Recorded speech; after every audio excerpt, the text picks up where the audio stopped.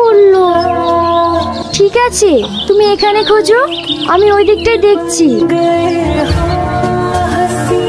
না, পেলাম না। এবার কি হবে? কি হবে?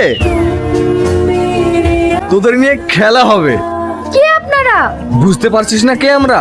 তোদেরকে বন্দি করে আমি অলৌকিক শক্তির অধিকারী হতে চাই। সেই স্বপ্ন তোর কোনোদিন পূর্ণ হবে না। উস্তাদ, এ তো মানুষ, একে বন্দি করে কি পাবেন? মূর্খ, যেটা জানিস না সেটা নিয়ে বকিস না। এরা হচ্ছে জিনপরি, এরা মানুষের রূপ ধারণ করে আছে। পালিয়ে যাবি কোথায়? তুই যেটা করছিস ভুল করছিস। তুই আমাদেরকে বন্দি করে কখনো রেহাই পাবি না। আগে আমার হাত থেকে তো নিজেকে বাঁচা, তারপর তো আমাকে ধ্বংস করার স্বপ্ন দেখবি।